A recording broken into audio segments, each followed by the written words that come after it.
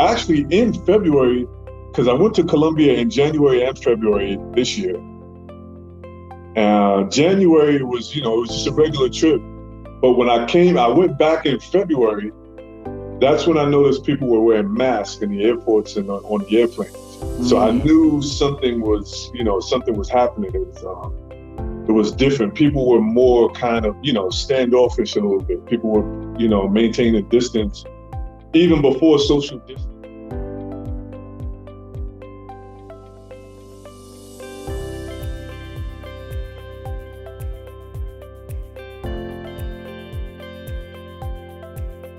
Hey, welcome to Travel Tuesday Happy Hour, where we interview dope people from dope places from around the world.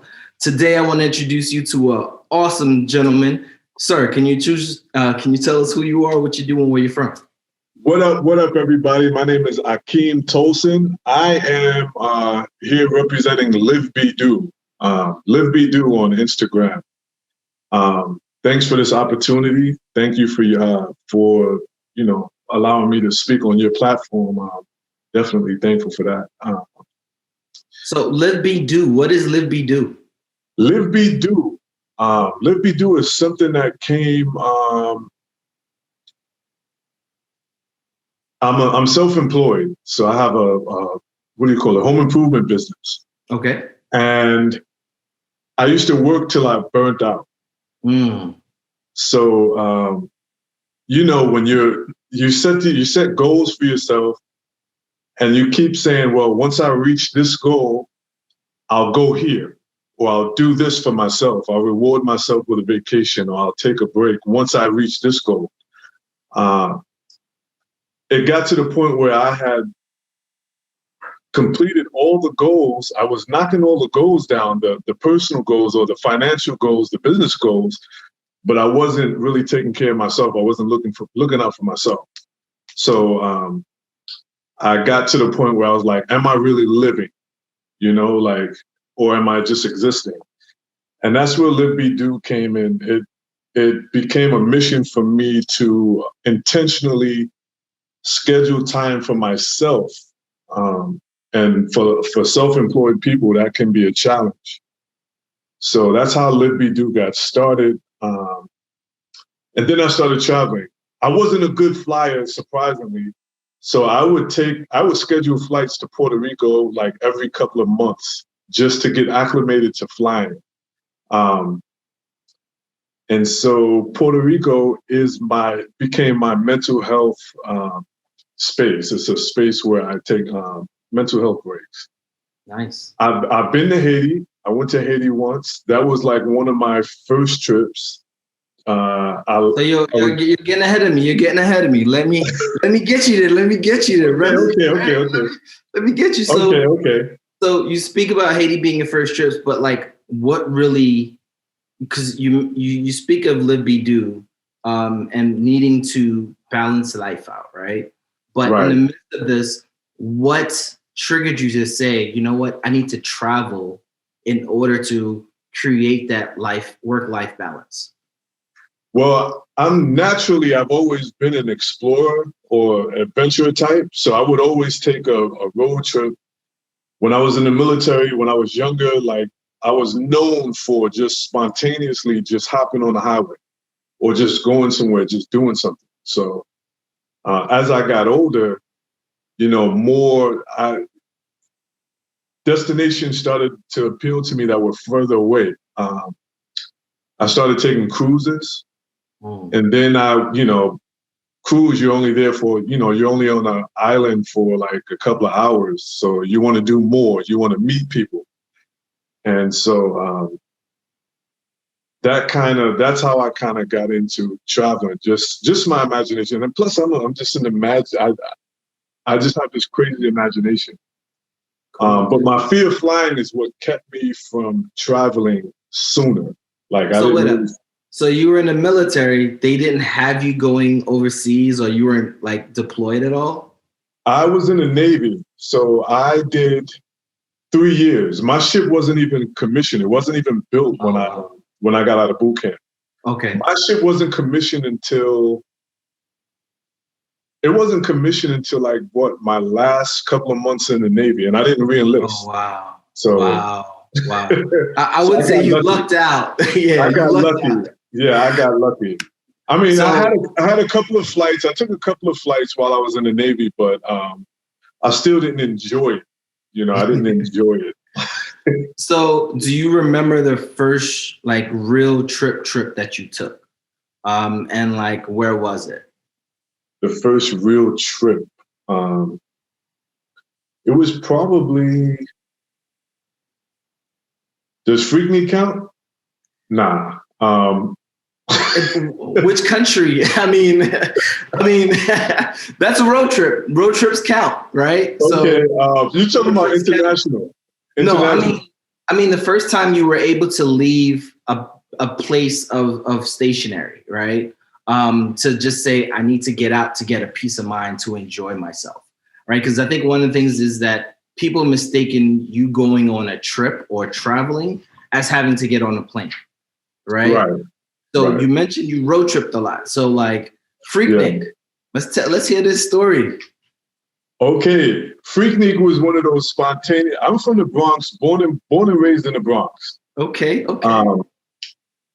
I joined the Navy in '94, and that's when I was exposed to a lot of things that happened in the South. I wasn't privy to Freaknik or anything like that, So I met up with some guys from Georgia, from the South, from Atlanta, and this was '95. The spring of '95, people were talking about Freaknik. And it was like the weekend that it was happening, one of my homeboys who happens to be from Georgia, he was like, yo, Freaknik is going on. And I was like, well, what is Freaknik? He was like, it's a festival. He didn't know much about it either because we were just two young dudes. So we just jumped in the car and we drove down to Freaknik, drove down to Atlanta from, I think at that time we were in Newport News, Virginia. And we just drove down. Well, that's not a bad trip. That's about what, 9 hours, give or take? Yeah, it was about 9 hours. Yeah. Okay. So we went down there for the weekend and that. But even before that, growing up in the Bronx, it was nothing for me to ride the train to the last stop. I was always an adventurer. So like I would just get on the train and ride it to the last stop and just see what was going on in that part of town. Like down in Brooklyn, going to like Brighton Beach or Coney Island. You're the type to take the train all the way to JFK just for no reason. Take it out to Canarsie for no apparent reason. Right. So even then, I was always an adventurer. My uncle used to take me fishing in Connecticut when I was 10. Even before that, I would ride my bike. I lived on Girard Avenue, 157th Street. I would ride my bike up to Fordham Road in the Bronx, which is, I don't know, I still don't know how to calculate that by miles. I don't know the actual distance, but it's about maybe 4 or 5, maybe 6 stops from where I live on a train. So, even before traveling, I did stuff like that. I was always, always adventurous. Well, New York city blocks isn't the perfect depiction of mileage, right?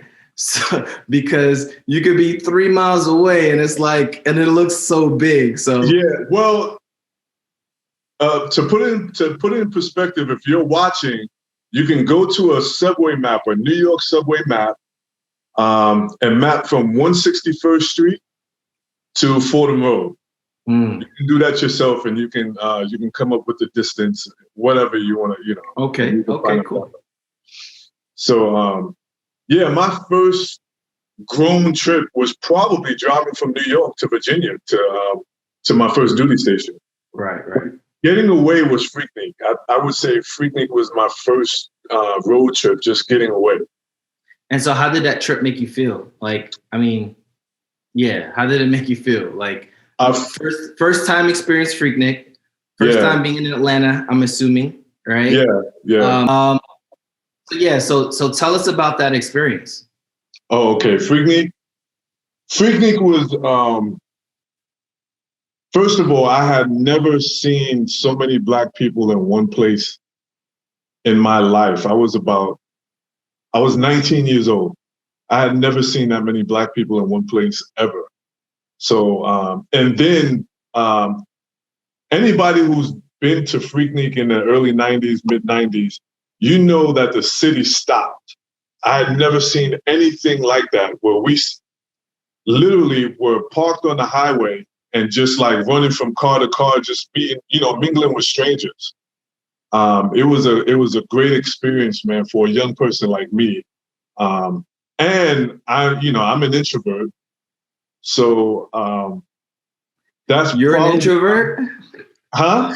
You were an introvert? Is that what you're saying? I still am. I'm still an introvert now, but I'm more social than I was back then.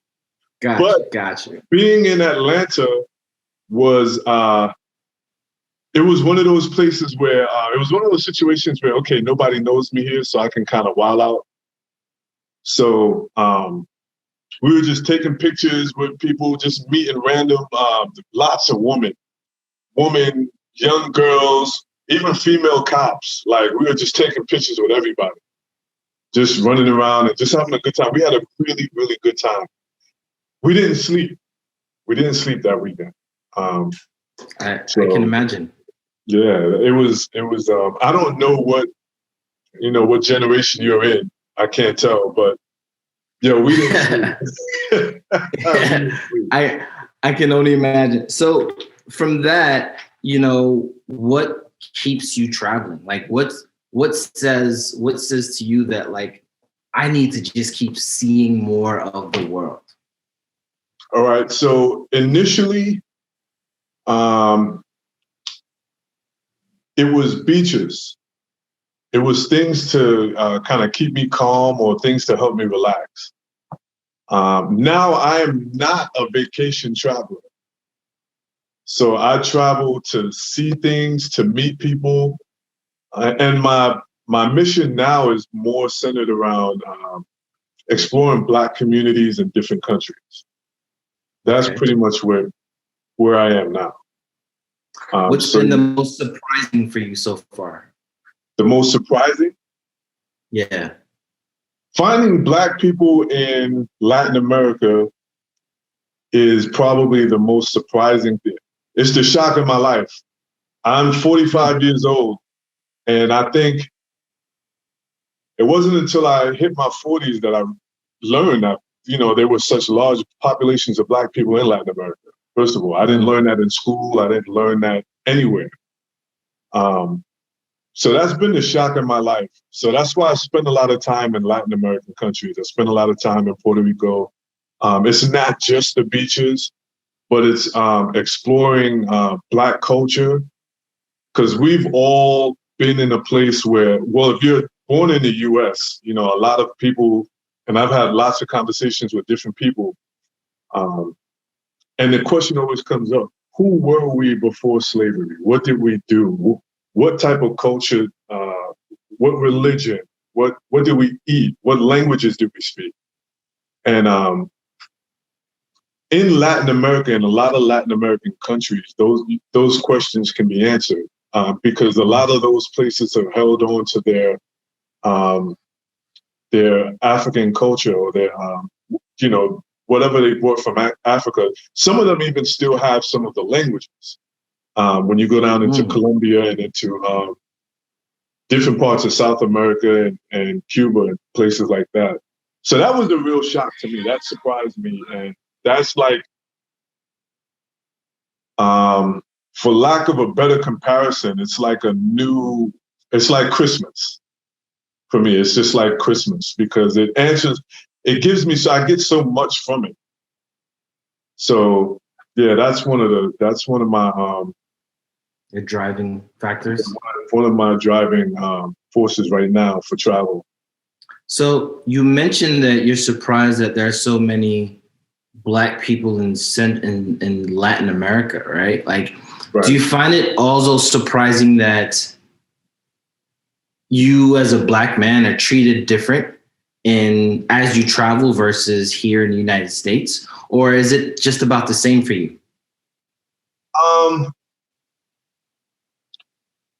You asked if I find it surprising.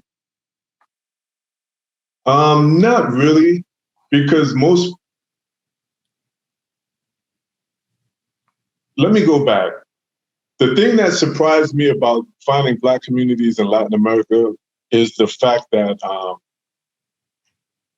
in Latin American media, Black people aren't present. So let me say that. Let me say that part.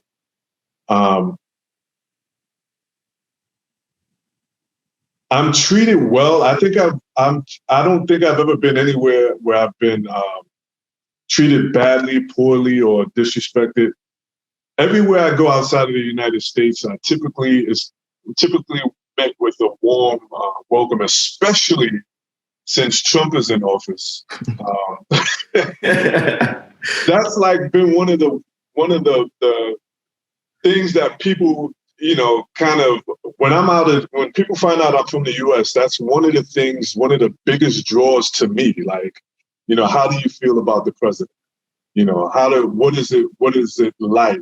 Because they only know what they see on social media and in their media, on whatever media platforms that they use. So they don't know,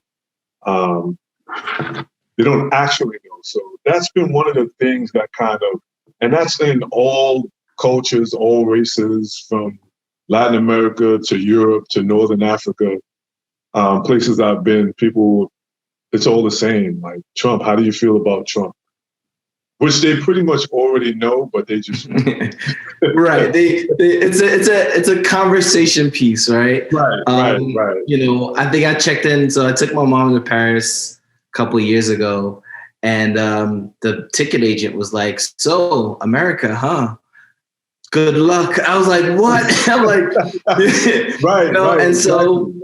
And so it's crazy because the reason I asked this question is like, there's a growing sentiment that a lot of people of color feel safer traveling overseas. Now, if you're not doing anything crazy or going to any illegal areas of town, you shouldn't feel any type of safety or have any safety concerns.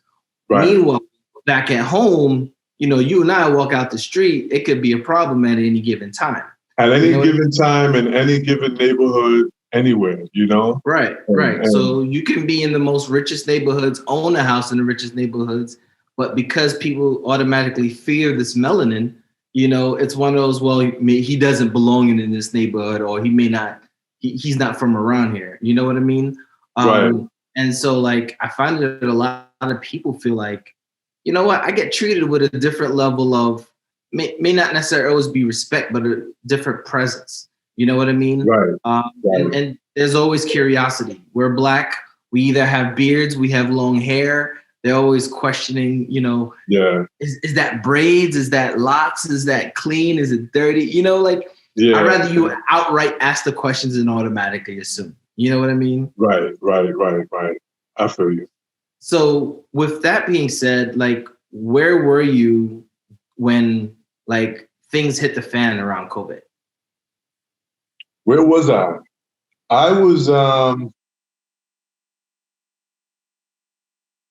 was coming back from Colombia probably in March, like the 1st of March, when actually in February, because I went to Colombia in January and February this year.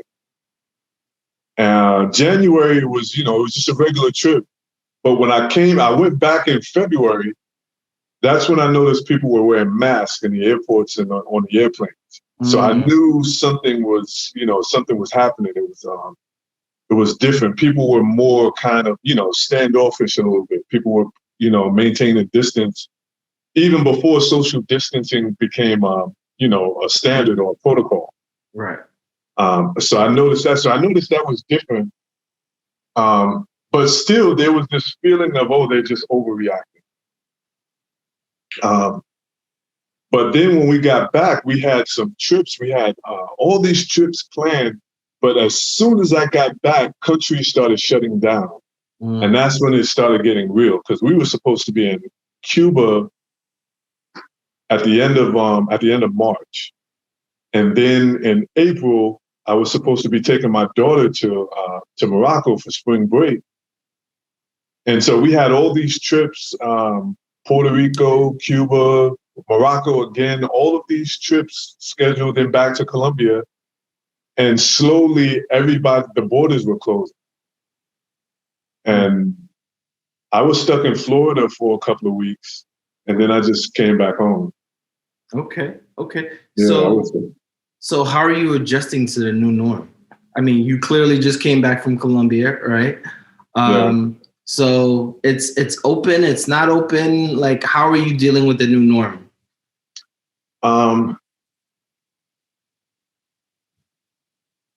Just, well, I'll go back to this again. I'm still an introvert. I'm a social introvert, but I'm still an introvert. So I don't go out much. Contrary to popular belief, people sometimes think, oh, I see you on social media, you must go out a lot. I wasn't going out a lot prior to COVID. So for me, that hasn't impacted me a lot because I'm not a night person. But the protocols, as far as the mask, you have to remember to keep a mask on you. So I keep a pack of masks in my car. The new normal, there's less traffic, I guess. I'll tell you this: when it first started, it was stressful because nobody knew people didn't know how it was being transmitted. So there was no concrete, every other day it changed. So I remember being in Florida, and every time we left the house, we would come back in, take off all our clothes and throw them in the washing machine, then take a shower. This was every time we left the house, and we only left the house like maybe twice, maybe 3 times a week. While I was down there. I was down there for about 3 weeks, maybe. So that was nerve-wracking. And then everything was shutting down and not knowing if it was safe to even drive back. Because I have a house here in Virginia, but I was stuck, I was dating someone in Florida, so I was stuck at her house. So that was very stressful. And getting a cough, and then feeling like, oh, do I got it? Oh no. Yeah, I legit. I had to call a doctor and try to schedule a COVID test, and they were like, well, what are your symptoms? And I said, my chest is kind of burning. Like, is it? And they were like, well, no. Do you have a fever? Do you have this? Do you have that? I was like, no. Aren't you going to check me? And they were like, well, there are places where you can get tested, but if you don't have these symptoms, the recommendation was, if you don't have the symptoms, chances are you don't have it. And if you go up to one of these centers to get tested, you risk exposure to people who are infected. So that scared the daylights out of me.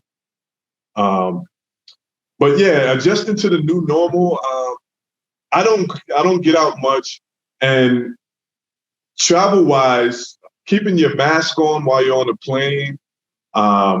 What's crazy is I got that COVID test, and by the time we were scrambling to get that test, and by the time I got to Colombia, they had stopped. They had eliminated the whole testing process, so it's not even a requirement anymore. Oh, wow, that's crazy. I went through all of that. I wouldn't say good content. Yeah, it was a lot of people appreciated just being able to watch the video. So, that it was informative. Yeah, I will say I was less afraid of taking the test after watching you, because I was like, all right, he's a big burly dude. If he can stand it, I can stand it. And so I was like, all right, let me go take this test. But I did tell my lady it hurt like crack, because she came right after me. I was like, that joint hurt. She was like, oh, really? But, I could be a jerk sometimes. So what would you say would be some of your tips as far as travel tips in the new norm of COVID to like getting ready to travel? Getting ready for travel. Depending on where Yeah, and then like this is kind of your tips, right? Like I'm not expecting you to be like an expert. So like what would your tips be? No, my tips would be find out what the COVID protocols are wherever you're going. That's going to matter because it varies from it literally varies from city to city here in the U.S. So I would that's where I would start. Find out what those protocols are because depending on what they are, you may have to quarantine. Because even now things are starting to shut down again, so you may have to quarantine. You may not. They may require a test. So find out all of that stuff first. Then I would say, as far as travel, find the cheapest flights. I book cheap flights. I just booked the Spirit flight. I'm a backpacker, carry-on type, so you may or may not be, but I don't mind a cheap flight. I don't mind one either. And again, find out what the protocols are, because when I booked this last trip to Colombia, the airline wouldn't allow you to fly if you didn't have your testing, if you weren't tested. So it wasn't a matter of getting to the country and finding out that you needed a test. You would have paid for a flight and wouldn't have even been able to get on a plane if you didn't have that test. So I think my biggest thing would be prepare. Find out what the protocols are where you're going. And there are different, you look it up, Google it, go on different government websites, go on U.S. embassy websites if you're traveling to different countries, because those protocols will be in the U.S. embassy websites. I don't know what the exact name is, but you Google it. I got you. Find out what those protocols are, because I would hate for you to prepare, get all packed up, book a flight, book hotels, book rentals, book excursions, and not even be able to get on the flight. Right. So right now, what would you say would be your top 5 places that you visited? My top 5 easily. And it doesn't have to be in any order. Top 5. Colombia, Puerto Rico. Definitely the top place. I don't know if we're here yet, but Haiti was the top place. Nice. Haiti changed me. That trip to Haiti changed me. Let's talk about that. How did it change you? I came home and I stopped watching TV. I gave away my clothes. And the reason is, when I got to Haiti, I had such low expectations or no expectations, but it was so beautiful. It was more beautiful than any place I had ever seen, just the landscape. Say that again for the people in the back. For the people in the back, it's the most beautiful. It's one of the most beautiful places I've ever seen. And I'm not even talking about the beaches. I'm not even the beaches. Just the mountains, just looking off. I was in Cap-Haïtien in the northern part, and just looking at the mountains, it was unbelievably beautiful, like breathtakingly beautiful. I rode mopeds up to the Citadel, and from the top of the Citadel, it's literally. This is the first time I ever used the word breathtaking. Was in Haiti. That was the first time. It was so impactful that I cried when it was time to go home. I thought I had more time, but I don't know if, you're Haitian, like the traffic is to the airport. And we weren't even that far from the airport. But I had gotten so used to riding on mopeds where we could weave in and out of the traffic. I didn't think about it. But from the resort, we had to take a shuttle. So they were like, well, you have time, but we need to leave extra early to for the traffic. And I just cried. I said my goodbyes. Because you're sitting there and you're thinking, okay, I got like 2 or 3 more hours to get through and say my goodbyes to everybody, have another drink, eat another meal. But I didn't have that time. Like, that time was taken. So that was a shock for me. So what triggered the life changes? What triggered the life changes? The life changes came from meeting people. First of all, I can only speak from this part of Haiti. I've never been to the capital. I've never been to any other part. But you can eat almost everything that grows in Haiti. Like, there's so much. And I was telling one of the young guys was telling me how bad he wanted to be. He wanted to come to America, and he was looking at like how he was talking about how well he thought we had it. And I said, I would give anything to, I have lots of trees in my neighborhood, but none of the trees in my neighborhood bear any fruit. I can't eat off of anything in my neighborhood. Everywhere you turn, something is growing around. And, literally, we were coming back from the Citadel and we were behind a lady. We were on our moped, and a lady in a car, she pulled over on the side of the road. I know she didn't own anything over there. She got a basket out of the car and just walked into a field and started picking stuff. Like bananas growing, like literally wild. Like, it was unbelievable. Unbelievable. And I'm telling the guy, I said, listen, I pay taxes on what I make. I pay taxes on what I spend. I have to insure everything, my car, health, life insurance. It looks good, but it requires a lot of work.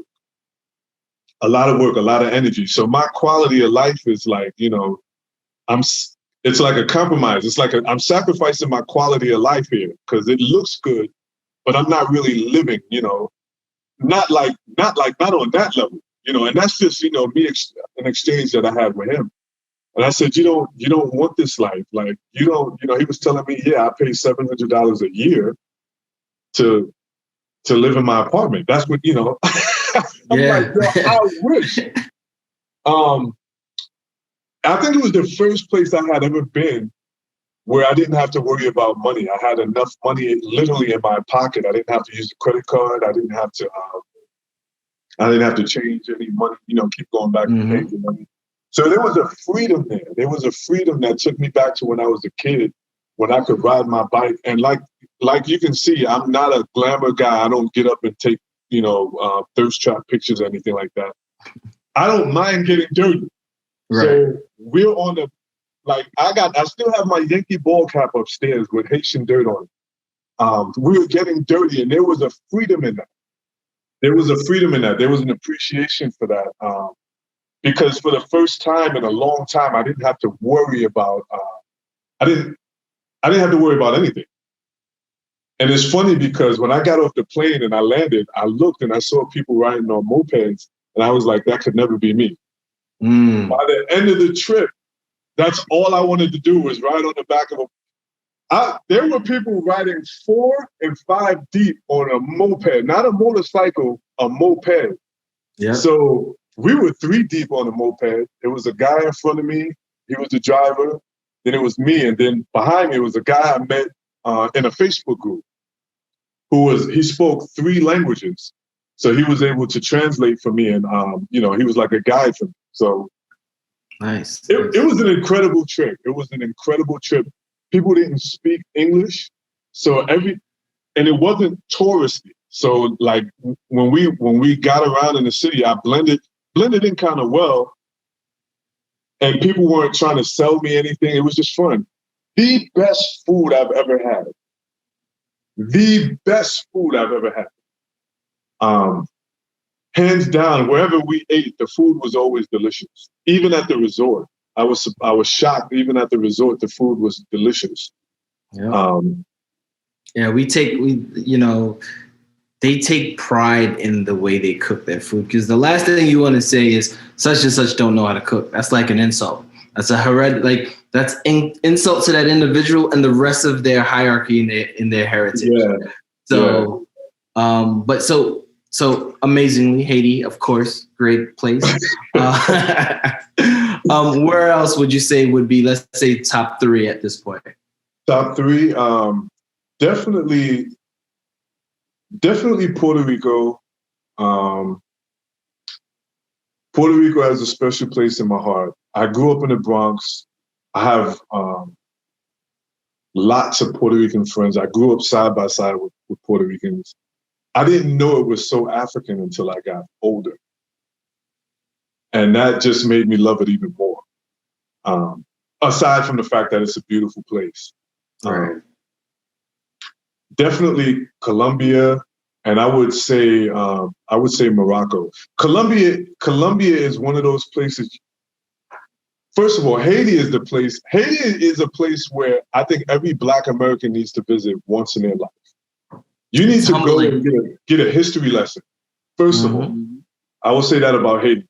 Now, going back to Colombia, Colombia is a hidden jewel because there's so much African culture in Colombia, especially on the Pacific coast. Cartagena is fun. Did you know Colombia and Haiti has a connection? Yes. There's a statue of, I want to say, Pétion? Yes. In Cali, Colombia, there's a statue.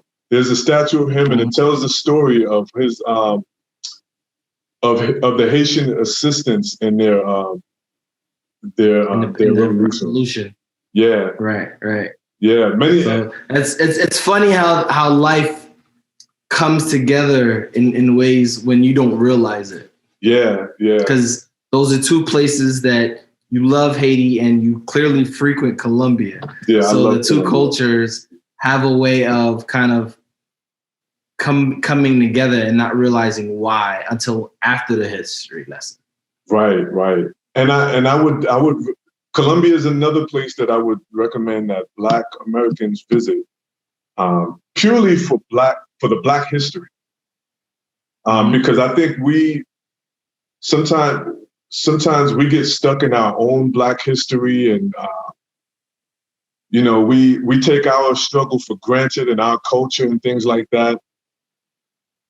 Our heroes. It's fun for me. It kind of made me appreciate my history in the United States a little more, because sometimes growing up in the United States, you have your hip hop culture, you have your church culture and stuff like that, but you don't know what came before that. And so when you meet people from the Caribbean people celebrate their culture so much. So there's kind of and I hear this a lot from Black Americans. They wish they had connections to the Caribbean or something like that, so that they could, like the carnivals and the stuff like that. Right. But not even that, just the way you guys celebrate, the way you guys, when you come to the United States, you kind of cling together. You have your communities. But for that, I would say for us in the United States to visit these places, learn some of the Black history there, and realize that our struggles are parallel, and they have their same heroes, heroes just like we do. They have their, like how we have our civil rights era heroes. They have the same struggles, the same challenges that we have. And that's honestly, learning Spanish and learning Black history abroad kind of gave me an appreciation for English and Black history in the United States. It's funny how that worked, because learning Spanish kind of made me focus on how I was speaking English and how I was using English. I don't know how to explain it, but it helped me change the way I speak English a little bit. Interesting. What would be an example, if you don't mind me asking? So sometimes I would say, what city are you from? But in Spanish, they use the word which. Mm-hmm. So now in English, instead of saying what city are you from or what state are you from, I'll say which state are you from or which, gotcha. Just kind of using different words and stuff like that. That was one of the things that kind of, I was like, I couldn't really say I was using the word or the term wrong, but it just gave me another perspective of how I was using my language, my native language. So that was interesting. Got it. And funny, I'm trying to learn Haitian Creole now. I have a friend in Haiti who it's all phonetic, so don't overthink it. I'll tell you this, like when teaching the language, it's literally start with the basic things that you need to learn. Good morning, good night. I'm hungry, I'm thirsty. Because if you don't, like, they won't. A lot of places or a lot of people, depending on who you're with, if you don't tell them you're thirsty, they'll never offer you anything to drink. Right. But depending on the households you go into, first thing they'll ask, are you hungry? And you either need to say yes or no, right? Actually, there's no, right? You don't deny food. You say, yes, I'm hungry. Just say, if you want to say, I don't want a lot, m'bavlampil, on piti. You know what I mean? Just so you can get a little bit, so they don't give you this tall plate of food. Yeah. They see you as a healthy man, they're going to give you a 2-stacker, Bro. I stayed with a friend. This friend, he was in Florida. I took a road trip in July through Florida from Richmond to Key West. And as I was coming back through Florida, making my way back north, I found out he was in like Hollywood or somewhere down there, and right outside of Fort Lauderdale. And so I spent the night over there at his family's house, bro. The breakfast was bananas, bro.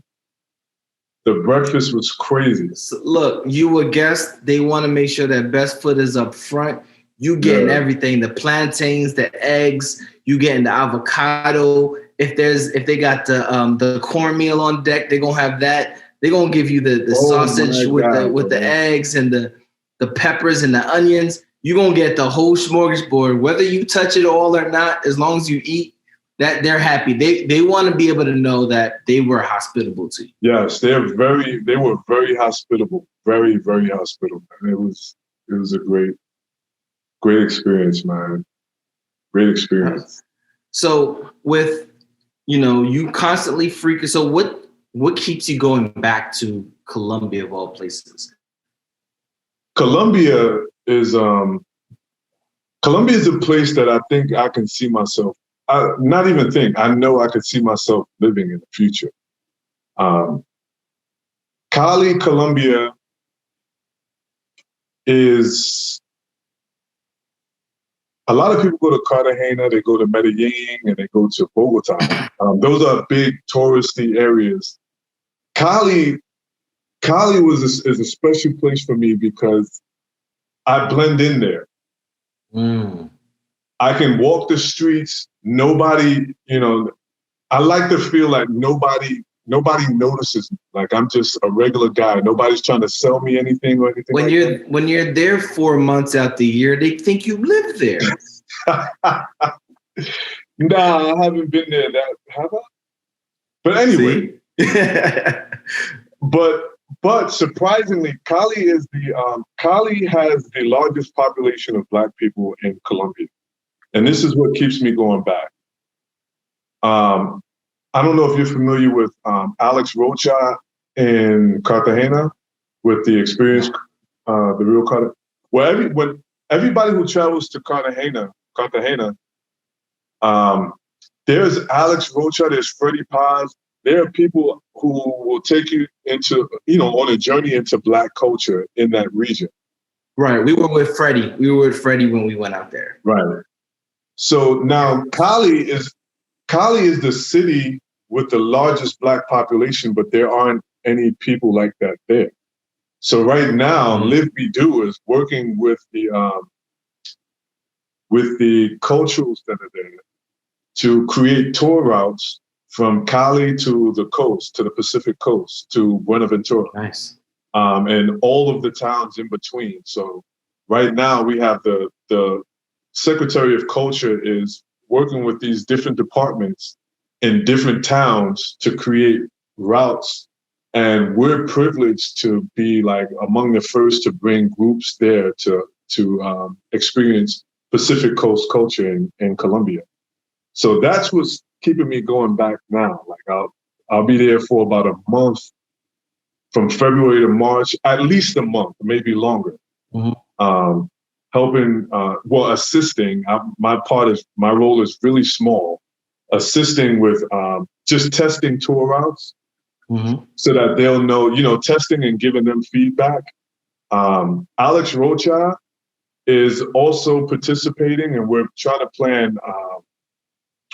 plan workshops so that they can hire people in Cali and teach them how to give tours.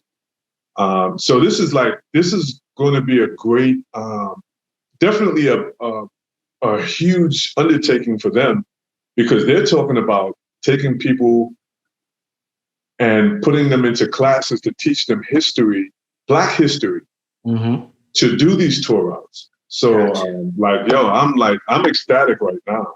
That's like my main thing right now in college. So I guess my question to you is, for a person that like the off the beaten path, right? This brings more tourism, right? So now, will that have an impact on what Cali looks and feel like over time? And it looks and feel less of a beaten path type of destination? I mean, you don't want to stunt the city's growth, right? I'm not saying that, but it's like right now everybody's going to Tulum, right? Like everybody and their mom's going to Tulum. So at some point or another, Tulum's going to become the next Miami, right? Is there Cali a concern? Doesn't have any beaches. Well, there you go. Cali doesn't have any beaches, and this is purely cultural tourism. Purely. Okay, gotcha. And this is for, this is dual. This has kind of a dual purpose. For one thing, Black culture is not on the forefront. When you enter Cali as a tourist, you get the Spanish history, you get the history of monuments and things like that, but you don't get the history of, you don't get any of the Black culture in the tours. So that's pretty much what we're promoting. We're not promoting turn up and stuff like that. Gotcha. So that's one part of it, and the second part of it is bringing tourist dollars into Black communities. That's a significant part of it, to put the culture on display, but also to bring revenue into those communities. Because just like anywhere else, anywhere else you find in the United States or any other country where there's a Black population outside of Africa, the Black communities are underserved. So they don't get, and there's a rich history, rich culture. We're literally creating routes from scratch. We're bringing artisans together. We're bringing musicians together to do presentations. We're bringing teachers, instructors together, like to create presentations for tourists, for Black tourists in particular, but anybody who wants to learn about Black history and culture in that region. So it's not just for turn up. I mean, Cali is the salsa capital of the world. So they already have that on lock. So if you want to turn up and, you've got that portion, but this is more for, this is more purposeful. This type of tourism, not just turning up. Yeah. So like last season I had Sandra from Tour More. She does curated trips that focus on the Afro-Latino aspect, historical Afro-Latino aspect of each country that they visit. So the goal is for her is like always finding the African roots of each of the Latin American countries, which is kind of dope to compare to what you're doing. So like, that's kind of cool that you're doing that as well. I guess that leads me into what you got coming up, and where can people find out about it? Well, you can find us on website is coming soon. You can find us at Live Be Do on Instagram and on Facebook. And my name is Akeem Tolson. You can find me on Facebook. And that's pretty much it. What's coming up, if you follow those platforms, you'll see everything that we have coming up. We're curating trips for the Latin American, Afro-Latin tours as well. So in Cali, we have something coming up in August. We have something coming up in Cartagena, Labor Day weekend. We also have a masquerade in Puerto Rico in October and a trip to Morocco for Thanksgiving. And all of this is in 2021. So we've got a lot coming up, and look for us to be doing a lot more in Cali. There'll be a lot of opportunities to visit Cali, off the beaten path, of course. Just hit us up at Live Be Do on Instagram and Facebook. Awesome. Amazing. Well, I really want to thank you for doing this. Like I said, I've seen what you've been doing, and it really inspires a different type of travel, right? Yeah. And I want people to be able to enjoy travel. What did you say? You don't travel with vacation, you travel to...